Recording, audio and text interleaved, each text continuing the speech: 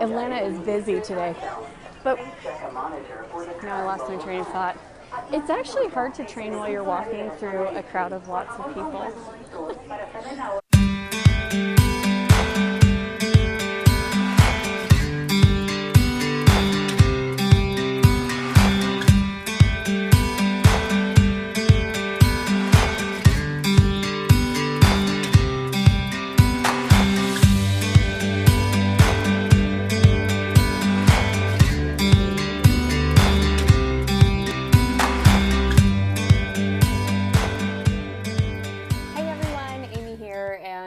This is our second behind the scenes video. This is a travel week, and so we're going to be showing you kind of some of the behind the scenes of how it works when I'm actually on the road traveling, because to be honest, it's not easy. It is definitely a two-person gig to hold down this fort and make sure that everybody gets where they need to go. And I miss stuff. I miss important things. So I'm missing two things that I actually really hate to miss. And when I'm in town, I do not miss these things. I'm missing the state cross-country tournament, and I'm also missing a band concert. So I will be watching both of those via video that gets texted to me from my husband. So when I travel, some of the things that I do to kind of get prepared is I do make an effort to spend some just quality time with people before I go. That seems to help me and them with the transition, especially the little ones. So I imagine today will be reading and snuggling. We might even watch a movie before I leave. We also really have to make sure that we have a coordinating meeting and that we go through the schedule, because I tend to hold this schedule in my head better than my husband does. And so we have to make sure that everything is actually documented and it's not just being stored inside of Amy's head, so that way he knows where he needs to be and when he needs to be there. The real tricky part, though, is that the morning routine actually does not work with only one parent. So that's something that we're going to have to figure out. My oldest son goes to an early morning seminary class, and my husband has to drive him there while I get the younger ones ready for school and get them on the bus. So that's always open for discussion. Like, what do we do during that time? Does he not go? Does he try to FaceTime in? Do we get everybody up really super early and get them ready? We don't have a great answer for that. So we always have to figure that one out just a little bit. So that will definitely be a topic for discussion. But at the same time, while travel's a little bit tricky, it's something that is critical for my business. You know, there's certain events that I just say yes to because they're exactly what my business needs. And the truth is, I like being there once I get there. I always feel a little bit like, I don't want to go, just because I don't like leaving the family. But once I get there, I really love being in the mix with people and being with clients and having that in-person experience. And so it's something that we do. It's not something, we definitely monitor how much I'm traveling, but it's definitely something we do. So you'll get to see a little bit of the behind the scenes, and we'll all wish Stephen Walker lots of luck as he holds down the fort as the lone dad.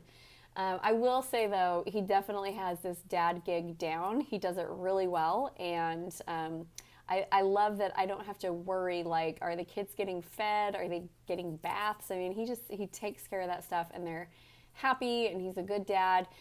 He's always a little tired and slightly burnt out by the time I get home, so I try to do some things to help transition that. But there you have it. It's travel week.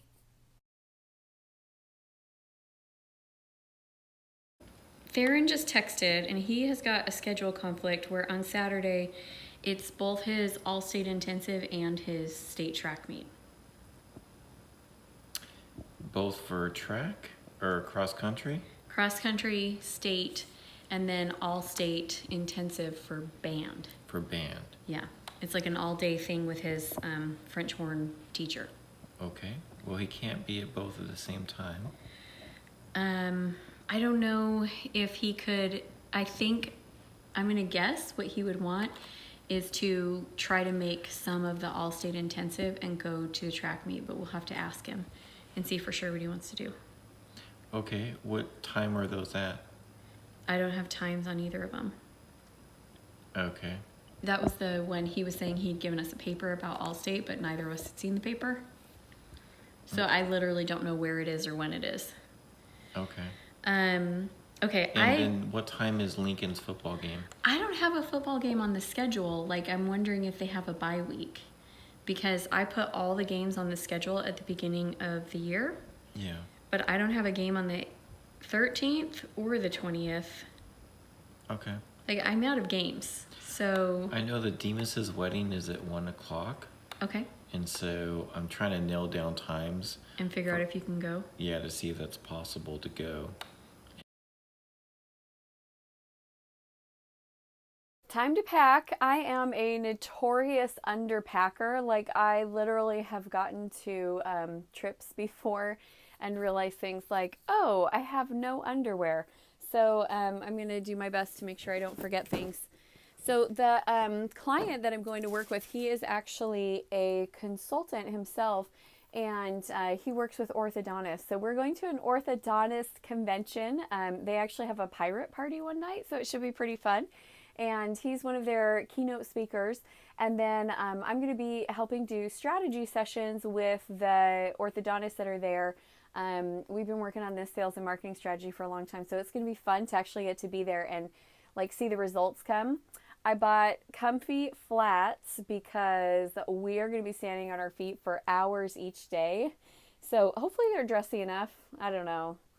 Truthfully, I bought them because there was one shoe store that was in town and I didn't have time to go shop around. So I don't know that I love them, but I think they're going to work. But it's kind of a dressier event, so I'm thinking I'm going to take this dress, it has bell sleeves, and then I was deciding between, I can't quite decide between doing pants. So I love fun pants. So this is my fun pants option. I actually call fun pants party pants, and I feel like they help me be more productive in life. So I have party pants option, and then I also have this dress that I could wear. Thing is, I normally wear this with like fancy cowboy boots, and I can't decide if this is like a fancy cowboy boots kind of a crowd or not. So that's the big debate on what to pack. So it's 2 days of work. Oh, you know, the other option, kind of always a good one, is this jacket. I wear this jacket a lot. You'll probably see it make its appearance in videos because truthfully, I don't like owning a ton of clothes. I just kind of get enough to be functional. So I guess that's another option too. So that's what I've got to decide is what I'm actually going to wear. So it's going to be 2 days of work, 1 day and 2 days of travel. It's pretty much what it is. Now for travel, that one I have got covered because I am the traveler who doesn't actually want to look like I'm traveling in my pajamas, but totally wants to feel like I'm traveling in my pajamas. So I am wearing, I don't know, how's the best way to show you? See if I stand in front of the mirror, if you can see. I am wearing a dress with pockets and leggings, and that is about as close to actually feeling like you're traveling in pajamas without traveling in pajamas as you can get. So that's what I'm wearing on day one, and I may even just wear my other pair of leggings with my other super comfy t-shirt dress on the way home and call it good.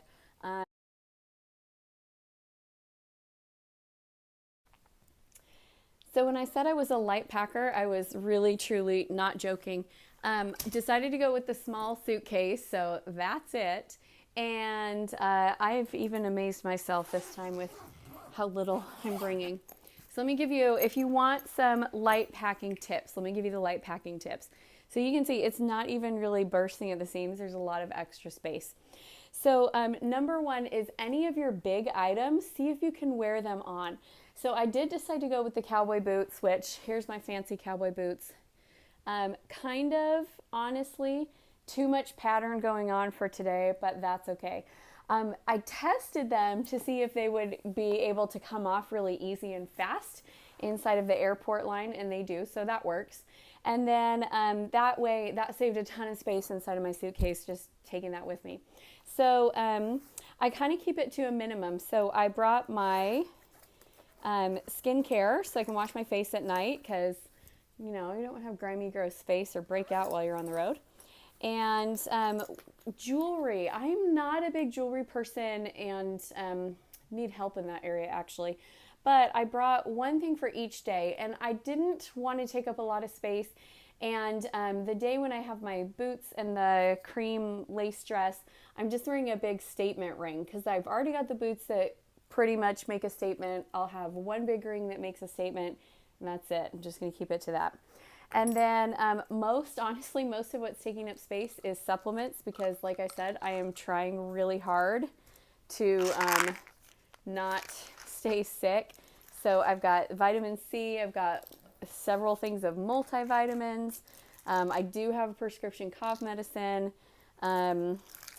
zinc, like I'm just loading up. I have On Guard oil. So in fact, this necklace right here is actually a diffuser necklace, and it's diffusing On Guard oil. I'm trying to fight the germs. That's really what I'm doing here. Okay, so the other thing that I think is a lot of women do when they're packing and that they overpack on is their makeup and their supplies. So this is all of my toiletries minus my hairbrush and deodorant are right here in one thing. So I've got the makeup brushes here. These are honestly, I know that might look like a lot, but I will actually use them. And then one of the things that I do think is important and that in events like this is it's long day. So I think primers are really important. So I've got a foundation primer and I've got an eyeshadow primer. So that way, even though, you know, you're doing your makeup in the morning and it has to last through the entire day, plus it has to last at night, everything's going to last. So then I don't bring like loose powder. I don't highlight and contour because, you know, I don't really need to. Like if I was going to be on stage as the speaker, sure, I probably would. In fact, I might even hire a makeup artist and just let them bring all their stuff. But, you know, I'm a support person, so I need to look good and professional, but I don't need to be the center of the show. So I just brought regular foundation. I picked the same makeup that I can wear each day. So that takes up a lot of space if we are trying to do different makeup looks each day while we're gone. I picked the same one. So I picked it's called Paradise Pink. This is Mary Kay. It's just a really good neutral pink that goes with pretty much anything. And then for my eyeshadows, I'm bringing the Naked palette. This is like well used and well loved, as you can tell. It's not one of those brand new, looks perfect out of the box. I love this palette. So I can do a few different eyeshadow looks with this. I've got one lip color that I'm going to be using all the days. And then I have a cheek color quad that just has 4 colors in it. So with, you know, very minimal stuff, I can put together a few different looks, but it allows me to be able to just, I'm kind of going to do the same thing each day. I'm not doing anything fancy.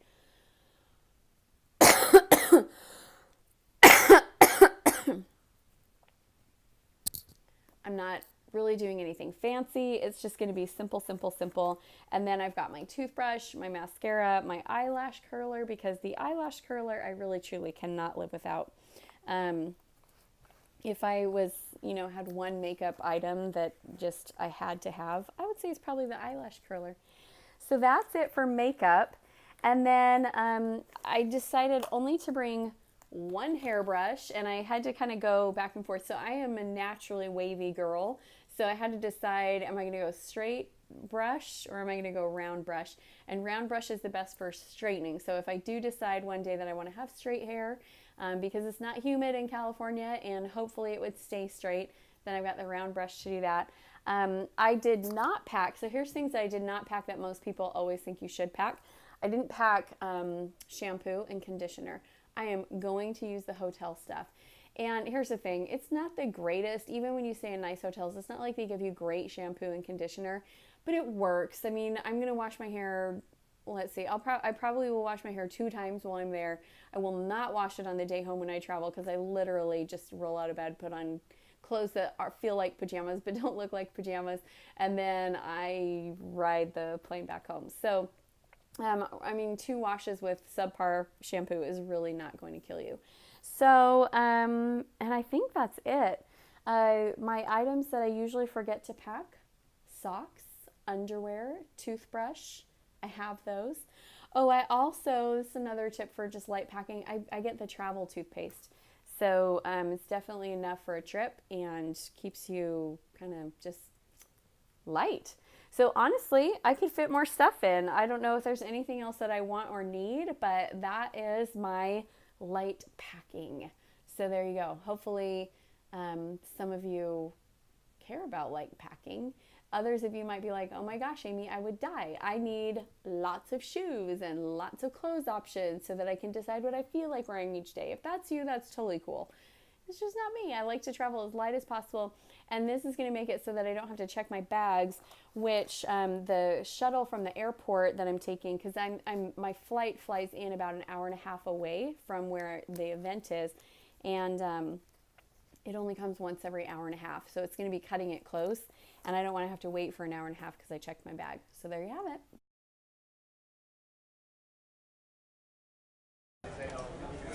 Hi guys, it's Amy. I was hoping that I would be like sitting and waiting and have my laptop out by 2 when it was time to start, but it took a little bit longer to check in than normal. So you guys get a little bit of an on-the-go training today. I thought it was a little bit funny that our topic was keeping drama out of your business. And it's a day where I'm a little bit frazzled, so I think traveling can always be that way.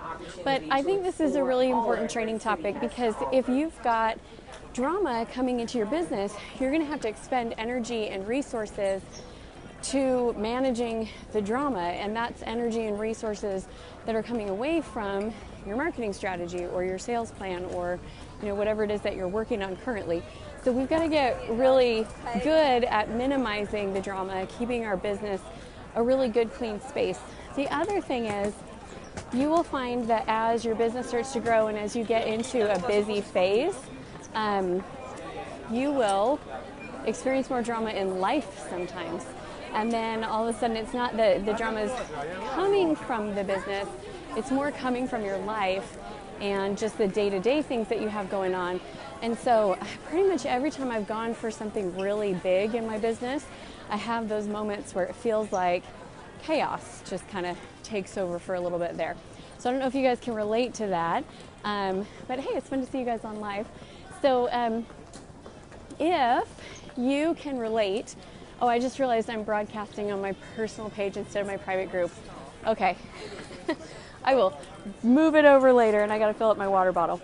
All right, so I'm going to give you a couple of tips for things that I do. Number one is when you're looking at conflict, I think the way that you address conflict is going to be really critical in terms of how you approach drama. Sorry, I have to go ahead. Sorry. No, you're fine. I think they have fancy water fountains in Atlanta. Okay, so, sorry. If you notice that you've got things in your business that are starting to creep in, like contention with team members, I think is a big one. I think a lot of unspoken words where something happens and you kind of just go, well, that's fine, but really it's not fine. You're just kind of trying to avoid the conflict. It tends to grow with time. So one of my best tips is keeping the conflict small and really minimizing it as you are, okay, got the water bottle. Walk into my terminal. So when contention creeps up or conflict creeps up or somebody doesn't do what they were supposed to do, the fastest way to keep the drama out is to really address the concerns right then and try to minimize it. So that way you are, sorry, I gotta avoid some people here. So Atlanta is busy today, but now I lost my train of thought. It's actually hard to train while you're walking through a crowd of lots of people. Fun times. One of the things I've seen with my clients a lot is that they will wait until a problem gets big to address it, and it's so much harder to address that way. And when you do that, people are already frustrated, there's already bad feelings, and it really is harder.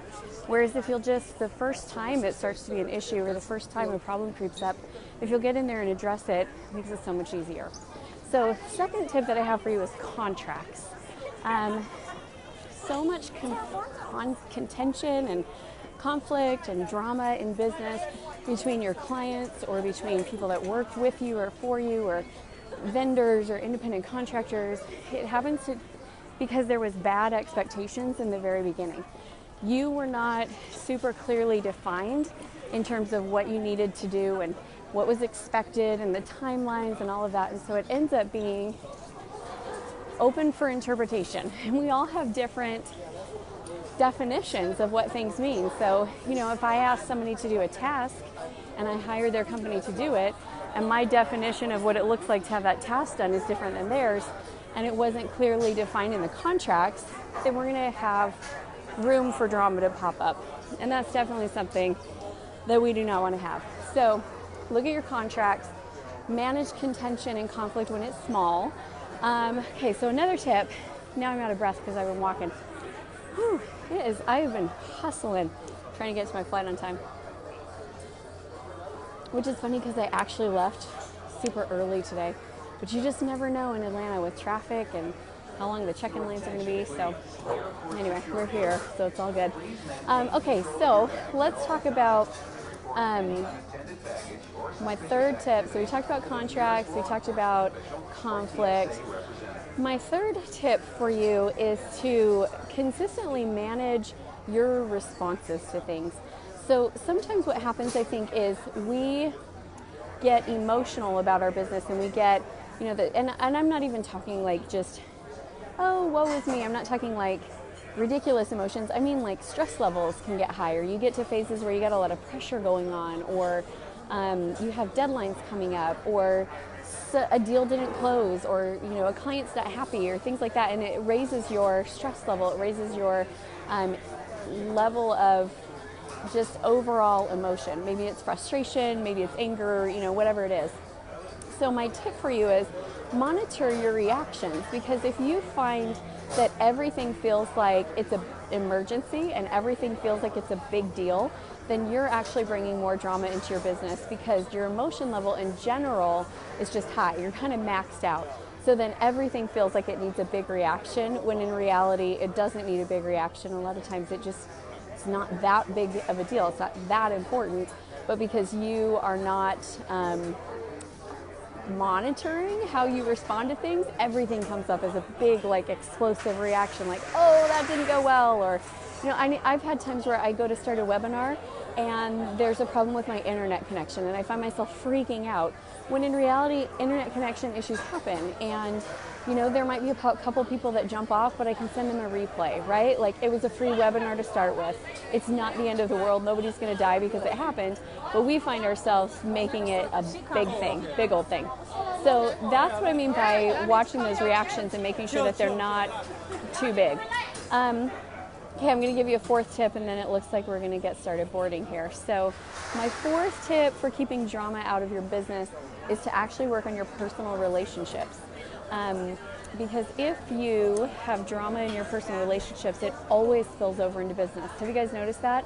Like, if things are not good with your spouse, or you've got contention with your kids, or family members or friends, any kind of drama that you have, or just conflict in your personal relationships, it bleeds over into business, and there really isn't a way to separate the two.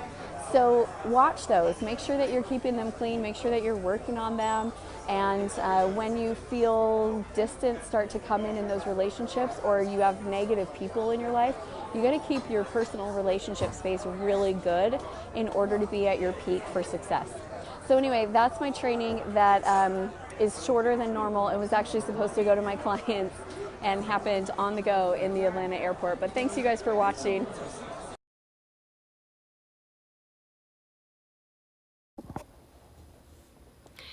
So yesterday was the first day of the PCSO conference. It's an orthodontics conference, and I'm working at it with one of my clients. He's an amazing consultant for orthodontists, so we got to talk to a bunch of orthos yesterday and their teams. He killed it on stage, so that was super fun. And last night we had a pirate party, so I did not really pack pirate clothes, but worked it out. Little mascara, beard, red bandana, we were good to go. But the great side of traveling is I love, love, love being with the clients. The downside is the time zone change. So the first morning I was here, I woke up at 3:30, which is 6:30 my time when I normally get up. And then this morning I slept until 4:30, so that was great. But the cool thing about this morning was I actually woke up with just tons of inspiration and ideas and downloads for my client and for their business for the next year. So I worked on their marketing plan and their sales plan, and I'm gonna have a meeting with them today after the conference to go over what I'm seeing for their business for the next year. So that was pretty cool.